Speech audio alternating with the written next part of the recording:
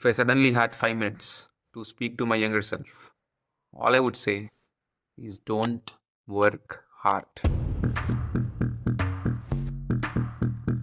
People think that working for 8 hours, 10 hours, 12 hours, 24 hours will get them good marks. I've done it myself. But that's not the case. We were told that we have to work hard to crack IUTJ. That's not true. This video is not for those who are scoring 250 or 300 marks in mains. It's for you if you are struggling to score 200 or 150. These are simple things, but nobody really talks about them. Everyone wants to work hard, that's it. But let me show you what actually works for you. So let's start the video. When I was young, my daddy said, gotta keep one eye open in your bed. Have you ever seen a guy in your class who doesn't listen to classes and still scores very well in the exam? The truth is, it's not about listening to every word or thing the teacher says.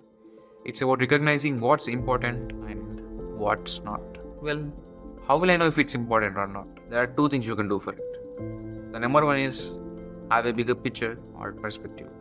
That is, understand the core concepts and connect the dots. See how everything is interconnected. Then it makes much more sense and will be easier for you to understand the concepts and its use cases. Imagine your teacher is explaining a complex concept like electrostatics in physics. Instead of focusing on every single formula or derivation, pay close attention to the underlying principle and see how they relate to the bigger picture. Try to understand why certain formulas work rather than just memorizing them. Your brain understands the information easily if you connect the new information to what you already know. So start by observing patterns in your teacher's explanations. Which topics appear frequently in mock tests and where you struggle the most. The key here is to develop a sense of what matters the most instead of studying everything.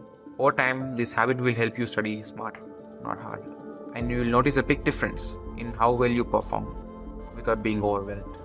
And the second thing you can do is just to study in advance before the lecture starts. That's it. Sometimes it really works.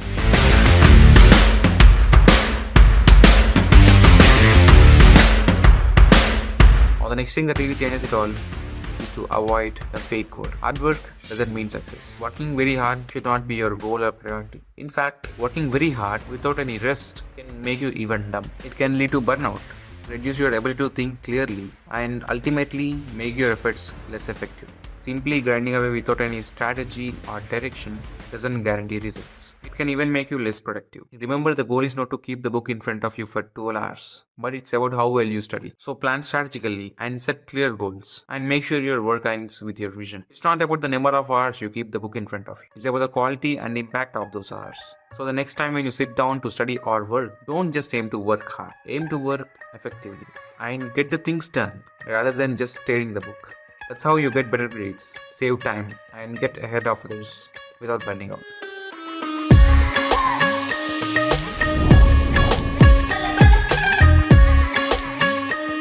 Many students make this mistake of skipping the weekly practice tests.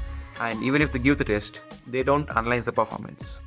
And this is what differentiates a high performer, a topper, from an average one. If you think you'll do good in the end, just like that, without doing well in the mock tests, no. You don't.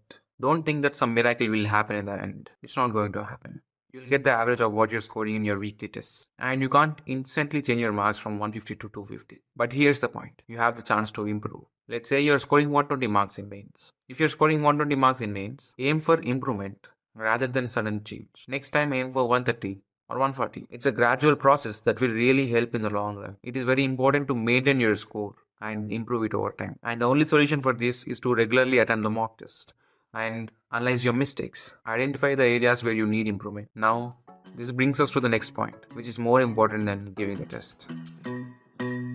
Hey pretty baby, am I in your way? 'Cause you walked out so fast yesterday, no.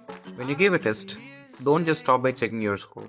Go deeper. Identify mistakes. Revisit weak areas. Understand the pattern. Track the progress. I would actually ask you to solve the entire question paper once again on the same day and write the solutions clearly, step by step, just like you would do in your 12th board exams. I bet that this is the single most important thing I want you to take away from this video. not clearing doubts and keeping them for the weekend. These doubts then get stacked up and never get solved.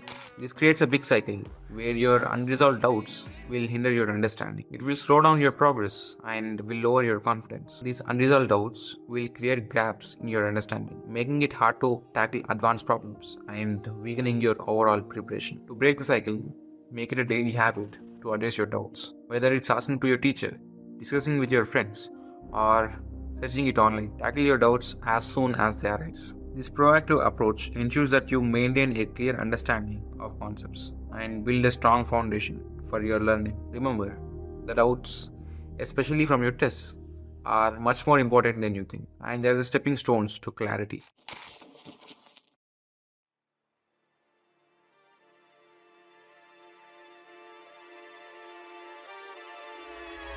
Hold up. Why do they?